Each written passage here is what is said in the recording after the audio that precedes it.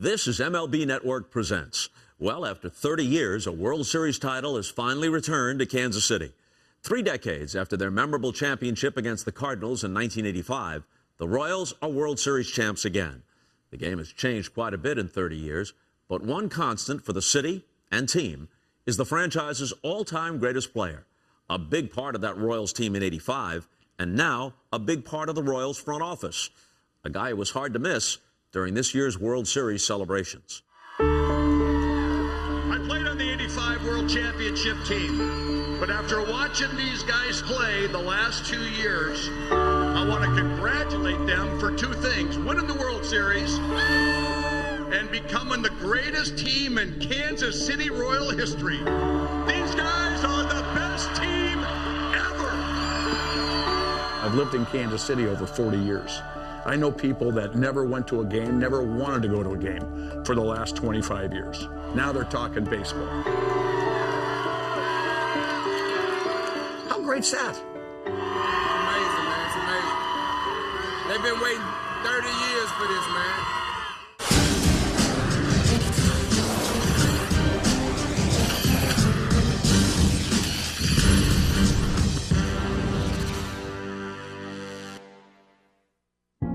It was a long time coming in Kansas City, and the truth is, it felt even longer. The Royals' 1985 World Series title was followed by 3 decades out of the postseason. 3 decades that came to feel like baseball oblivion. It was a trying time, I know, for the city of Kansas City, the ball club especially, and very frustrating for the fans. And as an alumnus, it was pretty embarrassing, because I never imagined it would be that low. For the 19th consecutive game, the Royals end up on the losing end. In Kansas City for the longest time, it got humid in the summers, there were a lot of potholes around town, and the baseball team stunk. And those were like the things that you could really count on.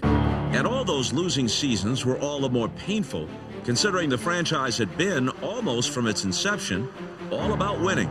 When I came up in '76, it was a big powerhouse. That's it! The Royals go to the World Series! Our thing was, we never brushed ourselves off. You knock me down and we get right back up, all dirt, everything, man, because I'm going to let you know you're not intimidating me. It was an aggressive game back in those days. You didn't have guys trying to avoid the tag or stop and go back to first. We just ran over the guy and tried to prevent the double play. From 1976 to '85, the Royals made the postseason 7 times and won 2 pennants, culminating in that unforgettable '85 World Series title. And during that stretch, they were led by a future Hall of Famer at third base. We drafted George in 1971. When I saw him as an 18-year-old kid for the first time, I realized we had somebody special. George Brett is not just the greatest player in Royals history, he's one of the greatest players of all time. Great hustle, great heart, great grit, and also the seeming ability to come through in the clutch every single time. It is gone! 3-run home run by George Brett! He was one of those unique hitters that don't come around very often. If you challenged him or if there was a task at hand, he always came through. 1985 was one of Brett's greatest seasons, capped by the World Series win. And that October, an 18-year-old kid watched the celebration at Royals Stadium from a unique vantage point, the highway nearby. We were actually passing through town and decided to stop right off of I-70. You could see everything except Lonnie Smith in left field. To be able to, see the first World Championship in Royals history right off I-70 was pretty neat. 21 years later, Dayton Moore was a promising young executive for the Atlanta Braves, working under GM John Schuerholz, who'd originally made his name as the general manager for that '85 Royals club. But when Moore was offered the GM job in Kansas City in 2006, his mentor wasn't encouraging. Dayton asked John Schuerholz, he said, God, I'm thinking about taking this job. And John Schuerholz says, they will never win in Kansas City. Dayton said, you know what, I want the challenge. And boy, what a great job he's done. Thanks to strong drafting and key acquisitions, Moore's mission to return the Royals to glory nearly came to fruition in a Cinderella 2014 season. 29 years of frustration has ended. The Royals are going to the World Series. It started off as a nice story. And then all of a sudden, at the 7th game of the World Series, they're going, this isn't a nice story. This is a great story. So it comes down to this. The Royals need a hit. Bumgarner needs an out. What a way to finish.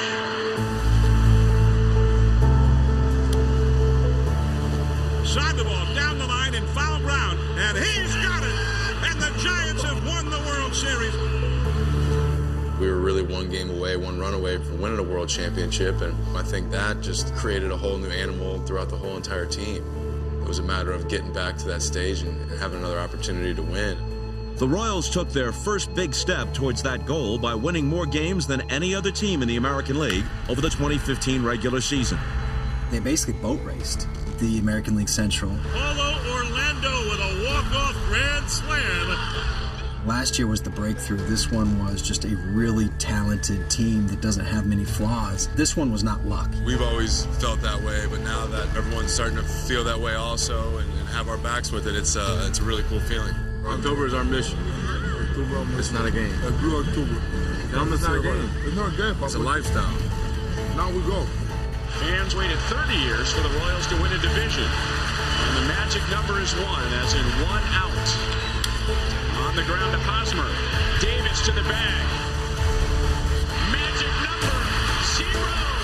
The Royals are the 2015 American League Central Division champions. And if the 2015 Royals entered the postseason still motivated by how their previous year concluded, to fans of a certain age, it felt at least somewhat familiar, considering how things had also ended for the Royals in the 1984 ALCS. I made the last out of the series. I was standing at home plate, and I popped up to third base. Sandoval in foul territory underneath it.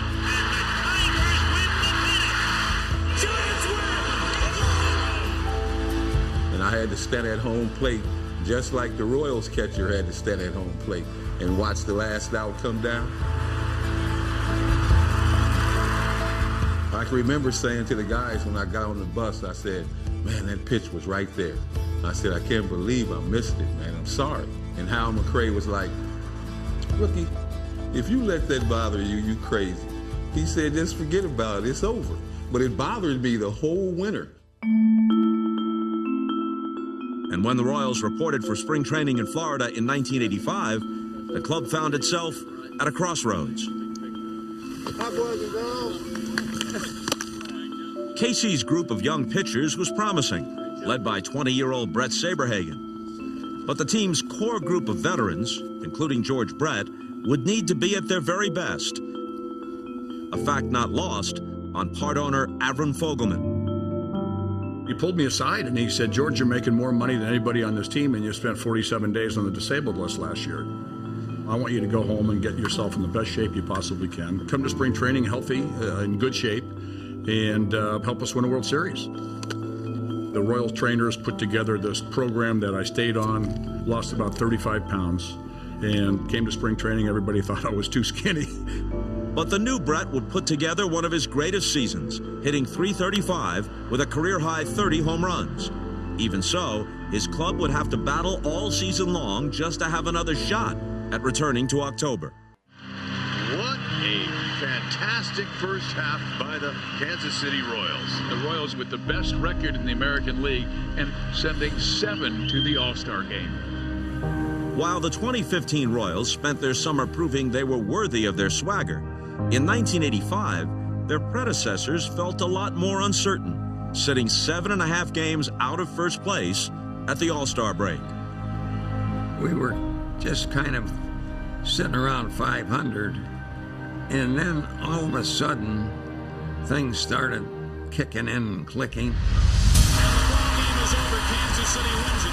Frank built a long drive to left, and it is gone. We've had such a good track record behind us, and a lot of the same guys are still on the ball club, and we never went into any game thinking we couldn't win it. After the All-Star break, when we hit that stretch, everything kind of clicked, and everyone started relaxing a little more, and then the pitching became that much better. And strike 3 called. The game is over. Saved some goose, and Charlie and Bud Black and myself, we all just took off. That is 4 strikeouts for Jackson, who has retired 7 in a row. Going into the last week of the season, they're in second place. They have a 4-game series against the Angels. They're a game behind. They really have to win that series. And if they were going to win the series, the player who'd led the club through every big moment for a decade would once again need to rise to the occasion. That is something that George just thrived on. Nobody was a tougher competitor than that guy. Brett came alive beginning with that series against California. In the final 6 games, Brett had 5 homers and 13 RBIs and hit .450. I remember 2 of them, I think, were inside the Parkers. And you see a lot of inside the park home runs back then in this ballpark because it was AstroTurf and we had tricky corners. And if guys tried to cut balls off and they didn't get to them, they would roll all the way to center field. And I had 2 of those.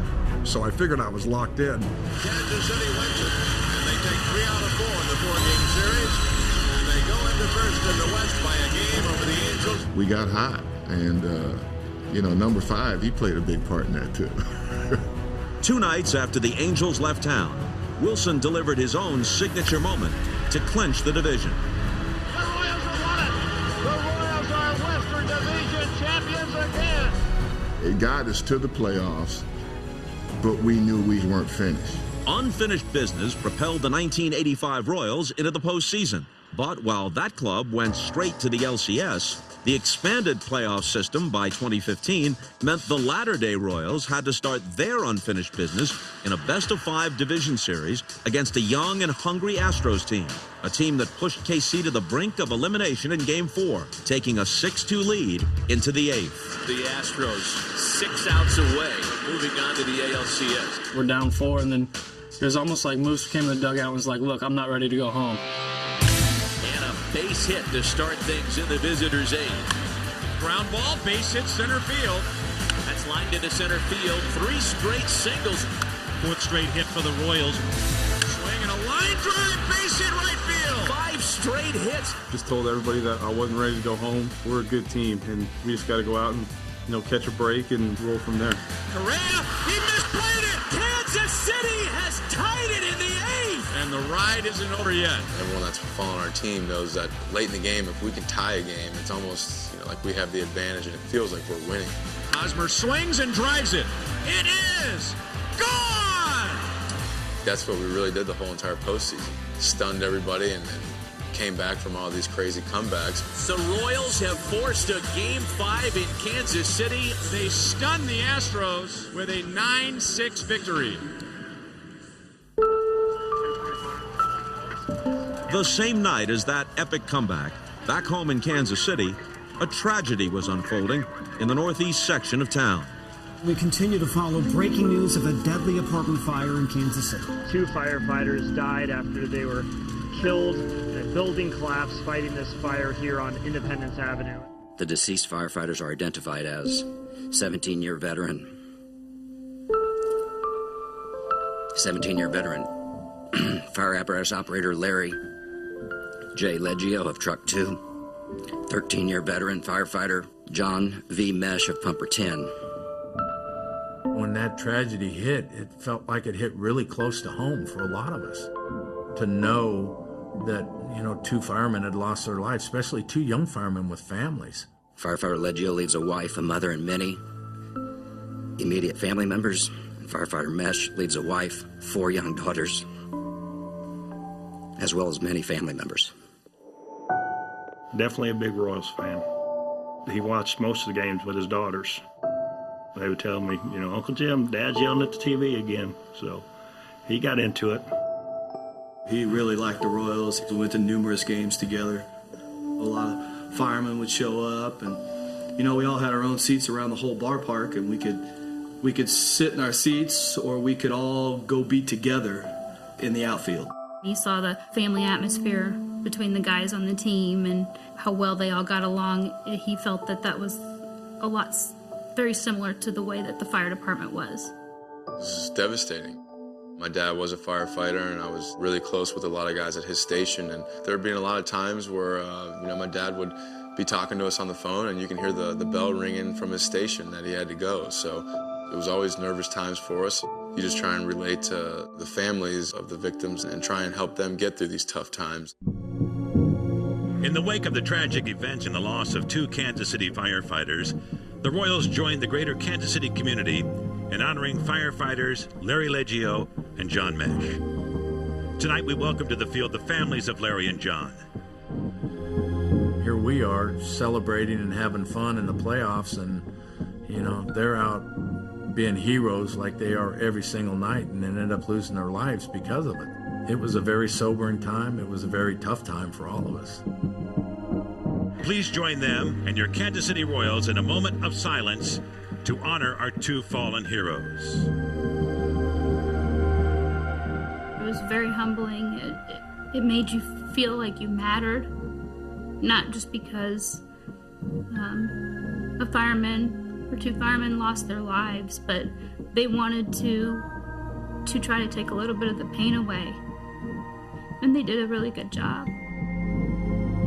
One thing that's really special about Kansas City is when something as devastating as this happened, the city just has a way of uniting itself and finding any possible way to get through this together as a city and really just as a family. A drive to right. Orlando on his horse back there to make the catch at the wall, and it's with that exclamation point that the Kansas City Royals move on for a date with the Blue Jays. In 1985, the Royals won the AL West title for the 6th time in 10 years.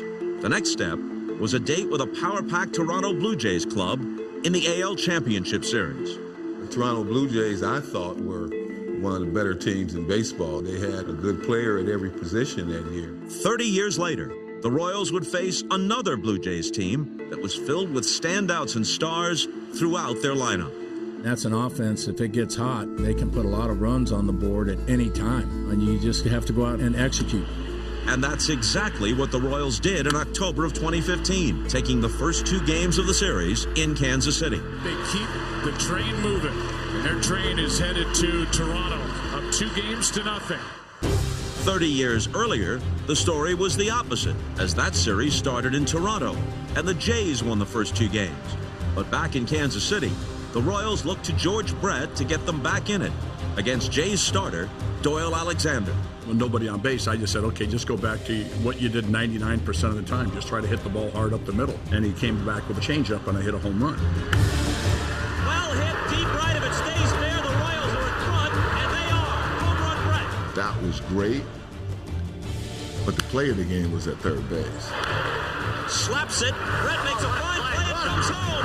What a play! That was a play of the game, and that gave us a little bit of momentum. Yeah, you can smile, George. Why not? Brett's play preserved the lead for KC, but the Jays would storm back in the 5th and go ahead 5-3. Then Brett stepped to the plate in the 6th and delivered one of the biggest hits in Royals history. Well hit to left center. Back goes Mosby. Forget it. Home run Brett. That was by far the best game I ever.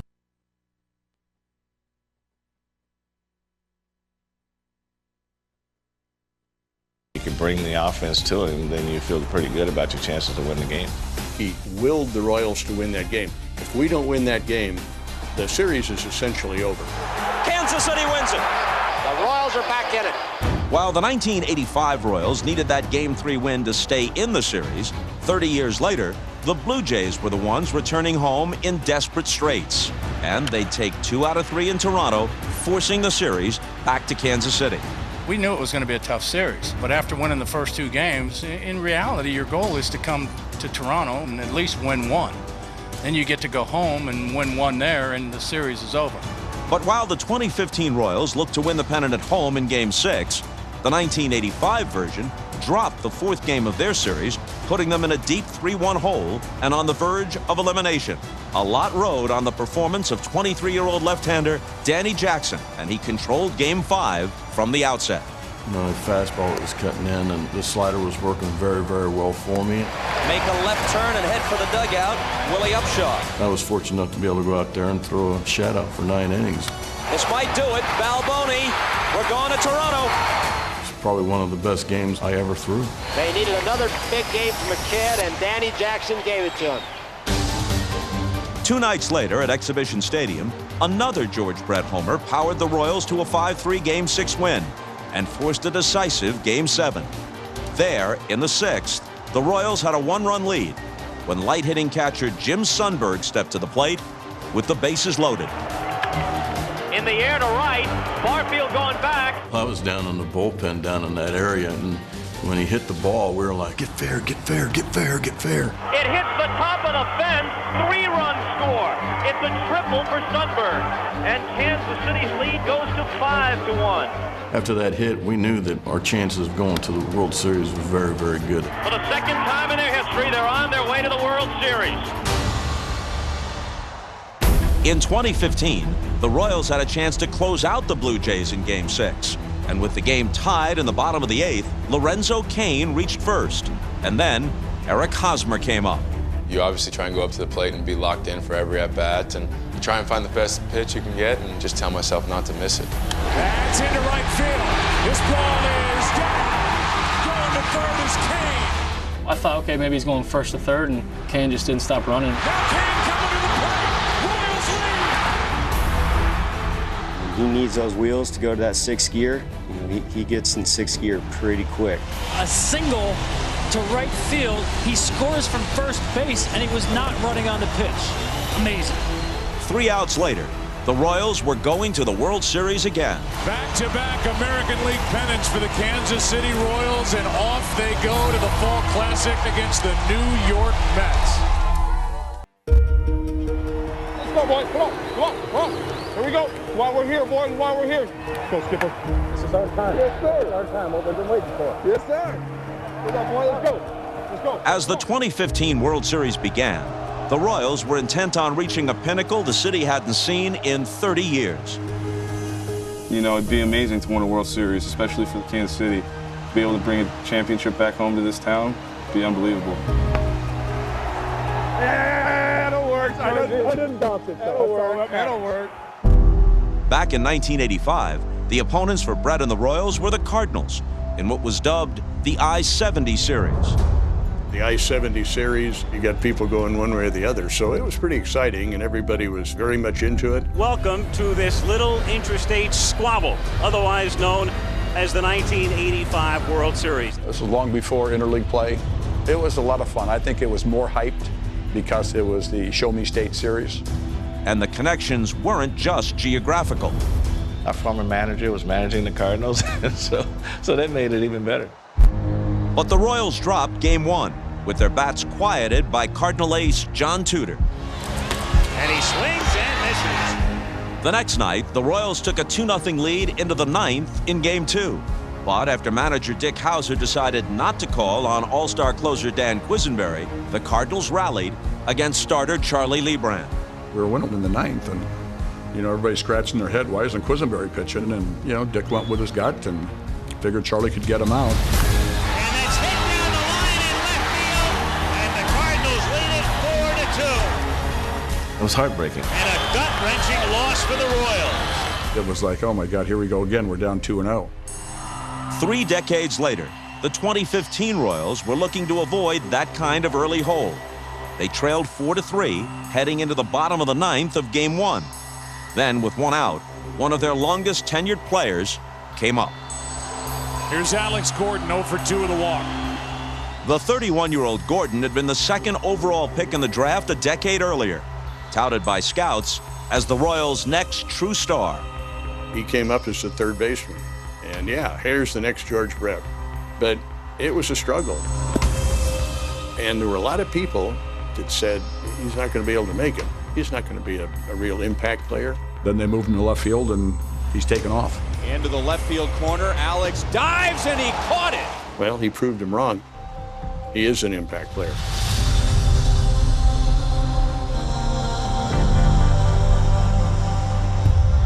Gordon in the air to center. Back at the wall. This game is tied. And that late Kansas City magic strikes again. This place is pulsating at the moment. The game is tied 4-4. Royals are still breathing. The game would stay tied at 4 all the way to the bottom of the 14th. Bases loaded, nobody out. Hosmer can win it. I felt like it was my time to do something for the club right there. Into right, Granderson back. Escobar tags. Here comes Escobar. The Royals win game 1.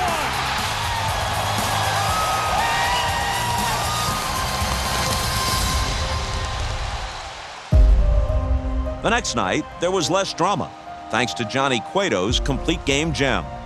How about Cueto? Royals up 2-0. So the 2015 Royals headed to New York with a 2-game lead, a stark contrast from that '85 team that arrived in St. Louis down 2-0, and not happy to discover what people there were already assuming. When we got off the plane, the tower was to our right. And on the tower it said, "Welcome home, 1985 World Series champions." And they were only 2 games up. We hadn't even played game 3 yet. And all of us looked at it, we all saw it, and we all put a chip on our shoulders real quick. I think a lot of players were really offended by it. It just made me mad. And if the Royals were angry, their ace was also brilliant in his first start of the series. I felt very confident and comfortable. 2-2, got him. Went out and pitched. We got some runs early. The Royals took a 2-0 lead in the 4th, and then in the 5th came a big blow from a 34-year-old who dreamt his whole life of playing for his hometown team. Frank grew up, a mile from this stadium and was on the construction crew to help build the stadium. I lived about 8 blocks away, and you walk down the side of the stadium, you rubbing your hand along the stadium, wondering if you're ever going to have an opportunity to play. He hits a high drive to deep left field, and Landrum watches this one go out of there. That one was well back and out of here, and it's 4-0 Kansas City. That might be the longest homer I ever hit. The Kansas City Royals rebound from a gut-wrenching loss and beat the Cardinals. We ended up winning the game 6-1 and got us back on track. The Game 3 win cut the Royals' deficit to 2-1 in that 1985 World Series. But 30 years later, it was a Game 3 Royals loss that meant another fall classic was far from over. We are ready for baseball. It's Game 4 of the 2015 World Series. A lot at stake tonight. The Royals hope to go up 3-1 over the Mets. We can be in the driver's seat 3-1, and everyone knows how hard it is to beat a team 3 times in this league. If the Mets win, we're all square at 2 games apiece. It's almost like you feel like this is a deciding game. Up 2-1, the Royals had a chance to seize full control of the 2015 World Series in Game 4. A stark contrast from where their predecessors found themselves in 1985. 54,000 are on their feet. Tudor seeking the shutout, the victory, and a 3-1 Cardinal lead. In the air to left center field, McGee. The Cardinals lead the World Series 3-1. With that commanding lead, Cardinal fans and much of the baseball world were already writing off the underdog Royals. The old saying, don't count your chickens before it's hatched. Well, that's exactly what was happening in St. Louis. So here we go, Game 5, and now he'll try to wrap up a world title for St. Louis. It was really funny because Game 5, I'm in the clubhouse, and they start setting up the cameras. After this game, you guys are going to be losing, and we're going to, get the stuff about how it feels to lose in my brain, right? And I said, you can take that blankety blank down because we're not losing today. That's hit toward the gap in right center field, and that one is up the gap. And Biancalana will come in to score, so will Smith is 4-1. Staked to that early lead, Danny Jackson came up big once again. Danny Jackson has just been brilliant. Danny Jackson, one of the most overlooked players in that entire World Series. Game 5, elimination game, and he comes through again. And Kansas City, here we come again. The complete Game 5 hitter by Jackson meant a historic series comeback was still possible in 1985. and the Royals are down to their last 5 outs tonight. 30 years later in Game 4, the Royals trailed the Mets 3-2 in the 8th. But in this postseason, the Royals had made comebacks their trademark. This could be the crossroads of the 2015 World Series. If the Royals pull this one out of the fire, they are in great shape. If the Mets hang on, this series is evened up at 2 apiece, and anything goes. 1 out, 8th inning, 3-2 New York. Zobrist at second, Kane at first. The batter will be Eric Hosmer. What's really important when you go into the playoffs is taking advantage of opportunity. If you can take advantage of opportunity, you're going to be in great shape. A soft wrapper to second. Murphy has it. Get under his glove. Come on, Haas! Come on! Right here, right here, right here, right here! Here comes Zobrist. And this game is 3-3 in the 8th. Hell yeah! Hell yeah! Now we're talking.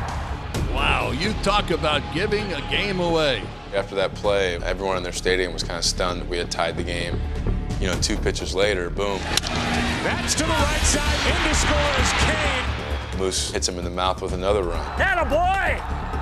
When Salvi gets that hit in the gap there, it's just icing on the cake. That's into right field. That ball's going to get down. Another run scores. It's 5-3. That boy, player! While Daniel Murphy's error turned Game 4 in 2015, 30 years earlier, there was another game-turning moment. But on that night, an umpire was thrust into the spotlight. Welcome to Kansas City for Game 6 of the 1985 World Series. The Cardinals 3 outs away from the second World Championship in 4 seasons. It was the 9th inning of Game 6. The Royals were down 1-0, and the Cardinals were 3 outs from the title when George Orta led off. Little squibber to the right side. Worrell races over to cover. The throw doesn't get him. Worrell got to the bag in an argument here, and here comes Herzog. From the dugout, the play it didn't look right. So, when Don Denkinshire said safe, I'm going, yeah, I thought he was safe. Looks like he's out. Oh, I don't think there's any doubt about it. Let's take a look from this one. Oh, yes. Well, he was out. So Orta gets on, and Balboni is at the plate. The city is ecstatic because they're the beneficiaries of the blown call. Had that happened in St. Louis, God knows what would have taken place. It wasn't a deciding call. It was a very consequential call. And everything after that went the Royals' way. He pops it up in foul ground, and Clark doesn't know where he is and can't make the play. Over there by first base, that Jack Clark misplayed, right? And things started to change from there and started to snowball. Base hit into left field. Orta stops at second. Hal McRae comes up, and there's a pass ball. That gets away from Porter, and the runners move up. Advances those runners to second and third. They decide to go ahead and walk Hal McRae to load the bases, and that's when Dick Hauser sends up Dane Orge. The infield double play depth short in second and up at the corner. And that's a looper hitting the right field for a base hit. Here comes Sunburn. Here's the throw. He scores. We go to a 7. It was Game 6. It was not Game 7. And the people in Kansas City realized it was Game 6. The people in St. Louis to this day still think it was Game 7 because they think they lost the World Series on that call. John Tudor and Brett Saberhagen will be the matchup tomorrow night. After Game 6, it was like, okay, we won this, but now my focus is preparing for tomorrow. Now I've got to focus on Game 7. Fortune and perseverance. 30 years apart, a combination at the heart of 2 unforgettable Royal comebacks that put both teams within a victory of the World Series crown. One more win! One more win! The 1985 baseball season ends in Kansas City, Missouri, as the winner of the World Series is determined. I got up that morning, a little antsy. How do you get your mind off the game? The Chiefs were playing across the street. I go over to the Chiefs game. The Kansas City Royals a chance to clinch their first championship in 30 years. I remember the bus ride,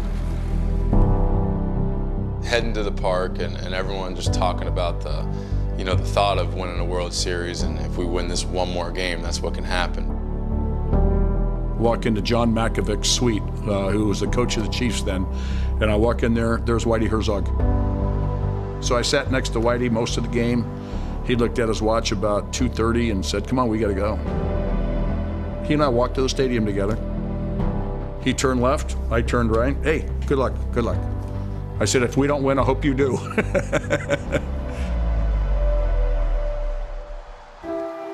To win the franchise's first World Series title, Brett and the '85 Royals would have to beat the Cardinals ace John Tudor, who'd already defeated Kansas City twice in that World Series. The first couple times I faced John Tudor pitched me kind of up and inside.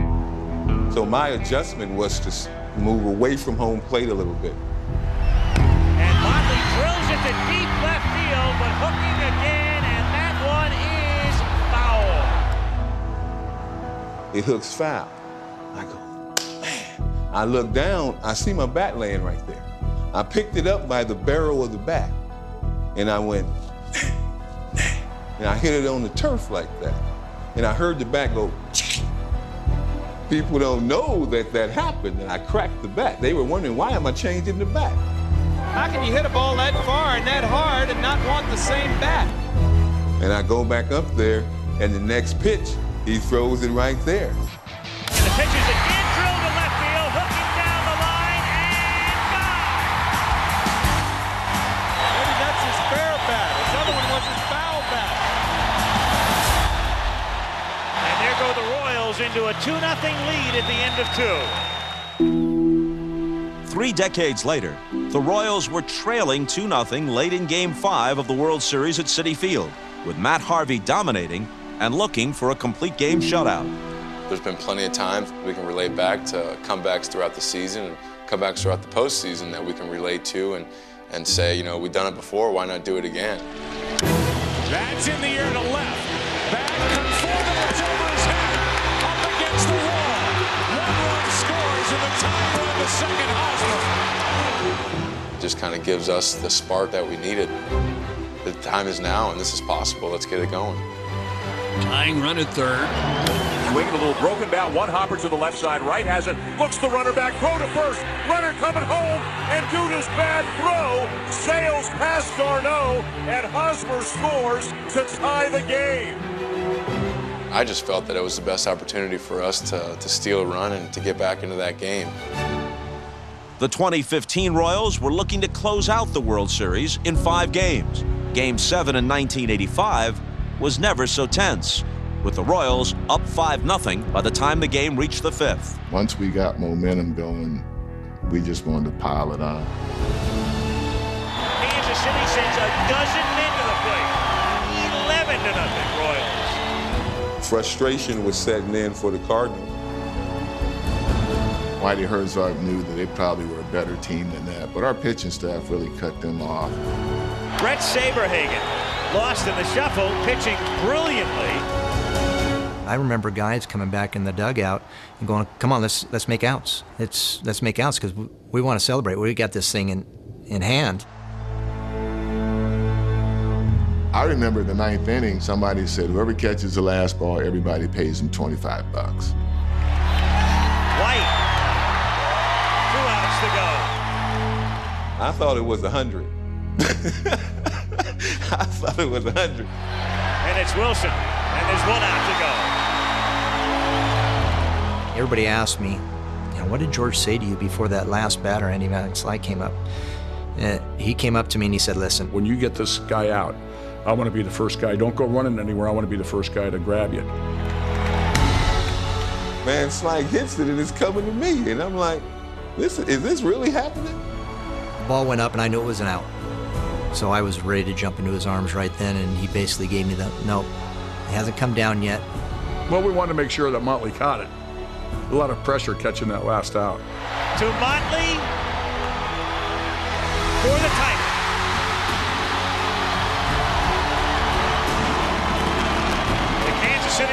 Royals are the 1985 World Champions. It was the best feeling I ever had in professional baseball. The best feeling that you could ever want, just being a world champion. Mott got the ball, and he didn't get $25 because nobody seemed to remember that at the end. I'm still waiting for my money. Late on a Sunday night 30 years later, the Royals needed one more breakthrough for the franchise's second World Series title. And in the 12th, with the game still tied at 2, an unlikely hero stood at the plate. Christian Colon has not batted this postseason. Swing and a line drive, base hit left field. Christian Colon has driven in Gerard Dyson, and the Royals lead 3-2 in the 12th inning. We all care so much about each other that we knew at any point anybody could be a hero. What followed was almost reminiscent of their offensive outburst in '85. 5 runs in the 12th to take a commanding 7-2 lead. Once we scored those runs, for me, it was like the World Series was over. Strike 3 called. It's over. They've done it. The Royals are World Series champions. It's been 30 years. Royals fans, let's get the party started. Wow.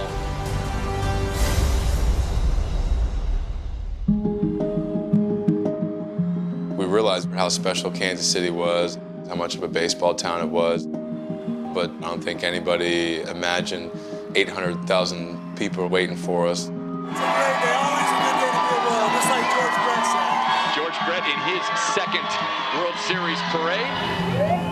First time, of course, as third baseman for the Kansas City Royals. Do you remember that in '85? It was just an amazing thing to see how a silly game of baseball that you've been playing since you were 9 years old can just mold a town. And you don't realize it until you win the World Series. Something that the city was just showed so much emotion and so much passion for that team, and still does to this day. Today, we're the #1 in the whole world, guys. Among the hundreds of thousands gathered to celebrate were the families of Larry Leggio and John Mesh, the Kansas City firefighters who'd lost their lives in the line of duty a few weeks earlier.